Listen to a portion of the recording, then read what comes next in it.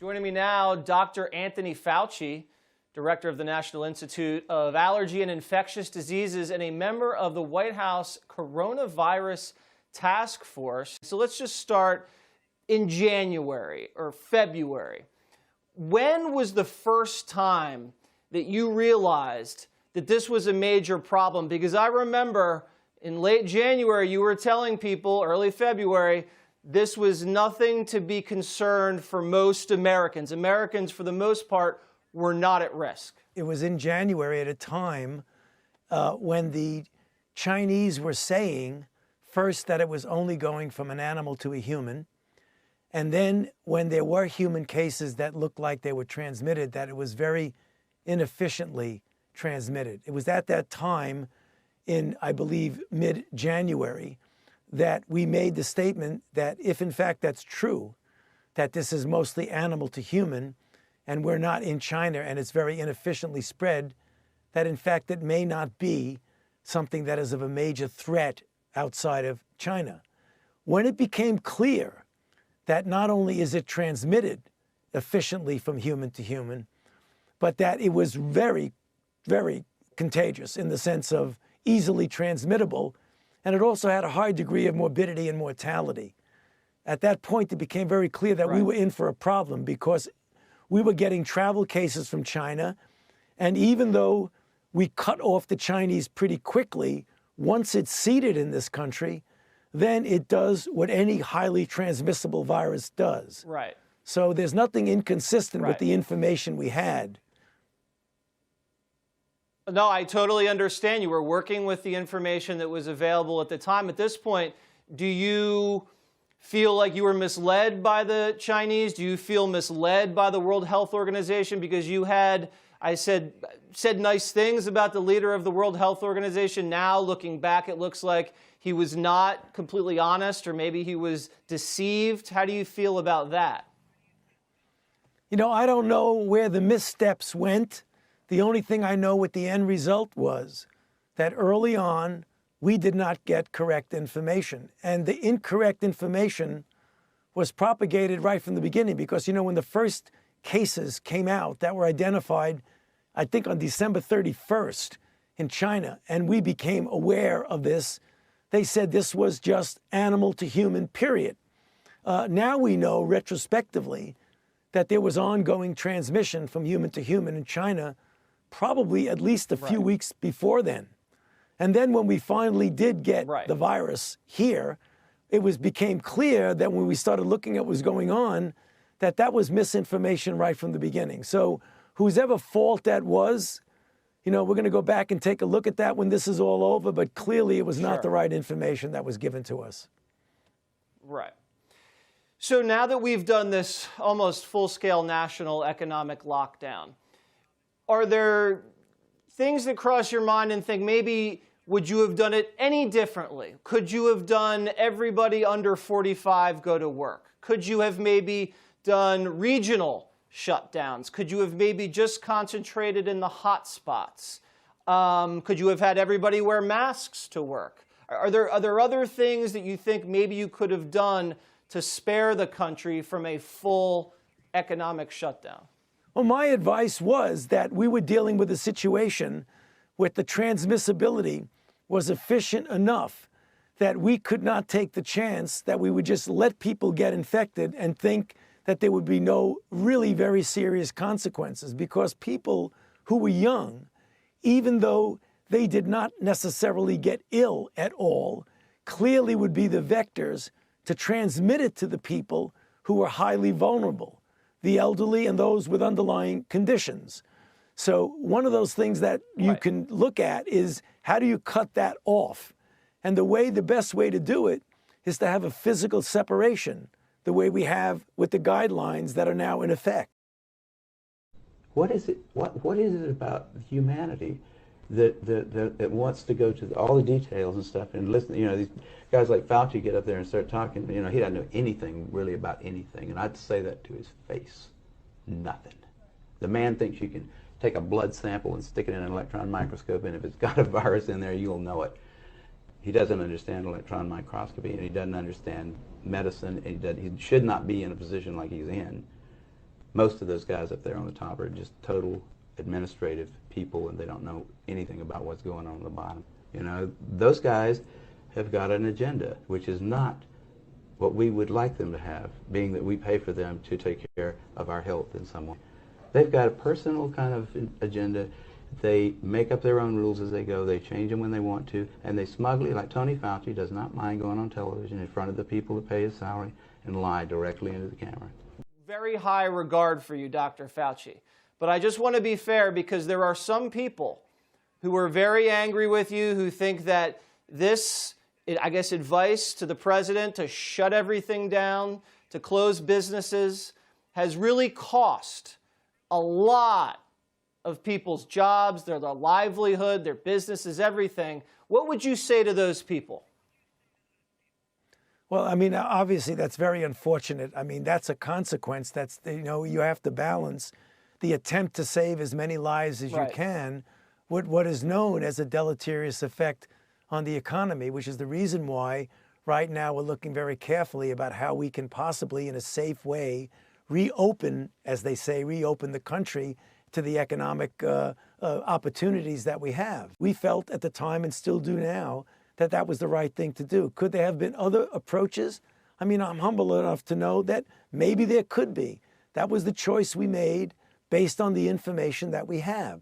One can always second guess, but that happens. This is a serious situation that has impacted a lot of people.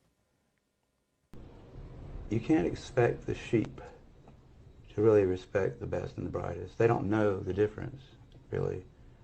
I mean, I like humans, don't get me wrong, but basically the vast majority of them do not possess the ability to judge who is and who isn't a really good scientist. I mean, that's a problem. That's a main problem, actually, with science, I'd say, in this century, because science is being judged by people. Funding is being done by people who don't understand. You've established that you're a medical professional who has, as I said, an established career. But at the same time, I'm hearing you talk about this, and I'm going, well, you're telling me that we've just shut down the country for the second time here in the UK. Where you're telling me that quite possibly the results of the election in America, you're telling me that the whole world has changed because of something that isn't true. That's exactly what I'm trying to tell you. And it turned out that they were all wrong. They were wrong. And everything that your Prime Minister Boris Johnson said and our Merkel said was wrong. And now they're repeating it again. So why should you believe them? Why should anyone believe them?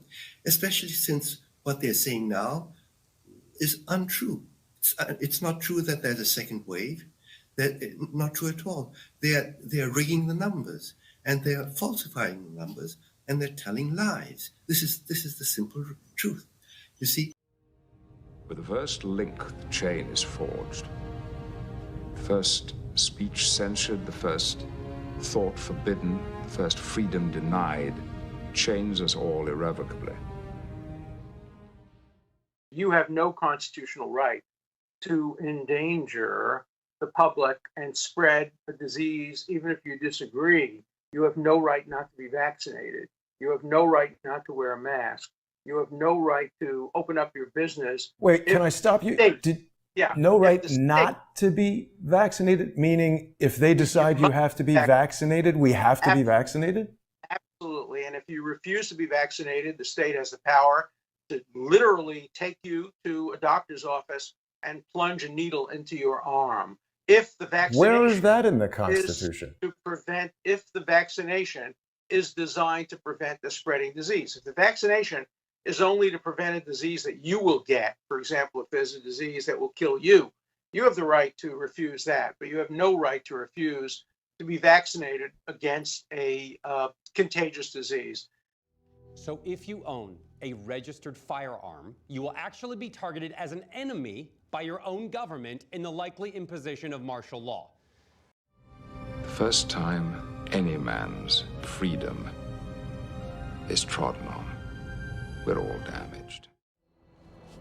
I called you because you said if I ever put the pieces together that you would confirm. And have you put them together? I've met someone, seen something. Of course, you weren't even close. Warring aliens, lighting each other on fire, and other such nonsense. I was being cleverly manipulated. And what brings this new clarity?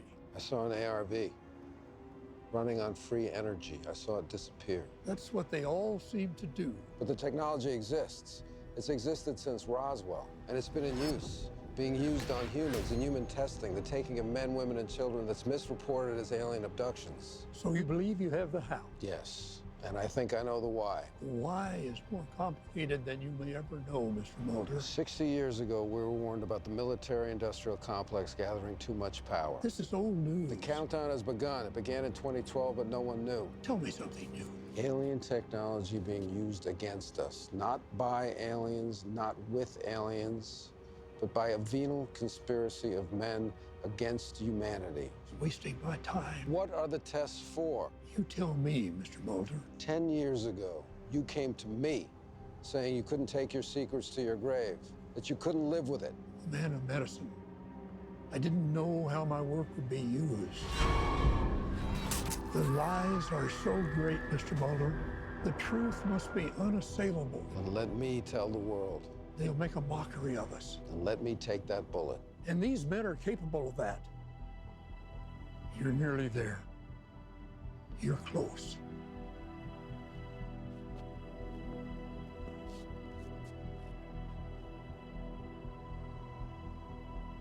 Roswell, that was a smokescreen. So I've been told. In our obsession with antagonisms of the moment, we often forget how much unites all the members of humanity. Perhaps we need some outside universal threat to make us recognize this common bound.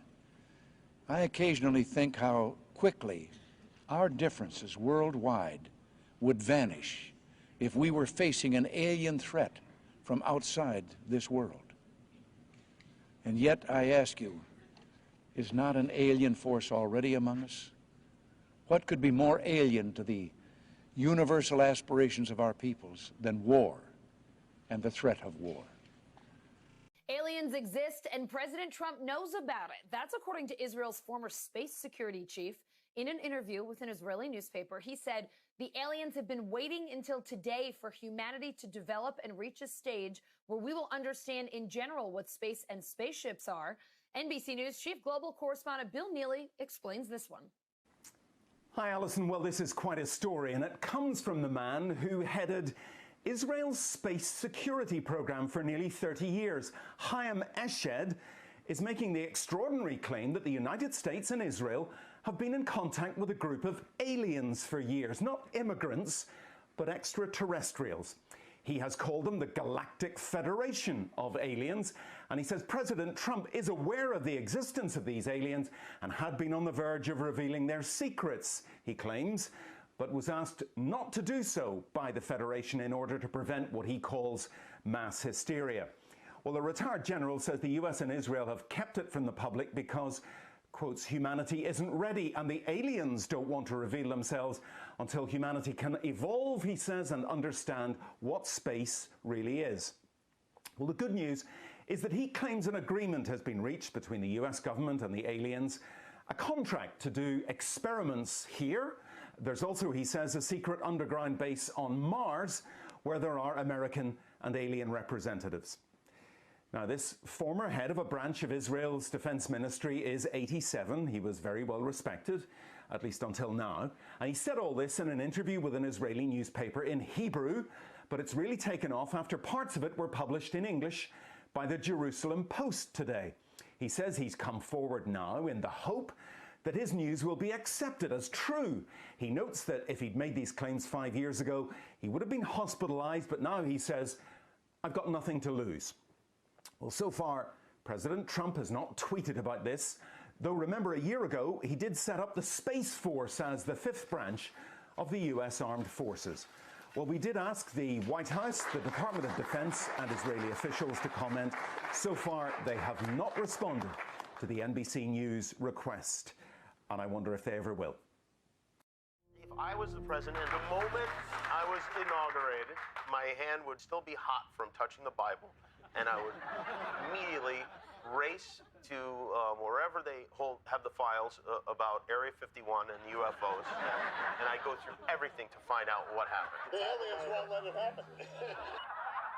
My life's become a punchline.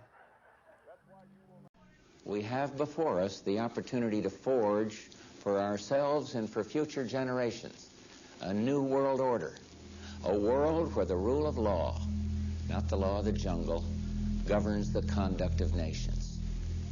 When we are successful, and we will be, we have a real chance at this new world order, an order in which a credible United Nations can use its peacekeeping role to fulfill the promise and vision of the UN's founders.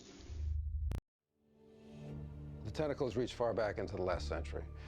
But it wasn't until victories in Europe and Japan and the onset of the Cold War that political and economic conditions became perfect for actual execution. A conspiracy bigger and more secret than the Manhattan Project. More odious and far-reaching. No sooner had we defeated Germany than a new threat started appearing in skies over America, drawn to Earth by the latest threat to extinction, the H-bomb. Explosions acting as transducers, drawing alien life forms through wormholes in spaceships using electrogravitic propulsion. Advanced extraterrestrial species visiting us, concerned for mankind and the threat of our self-destruction, forestalling our annihilation through their own self-sacrifice, and crashes at Roswell, more importantly, places like Aztec.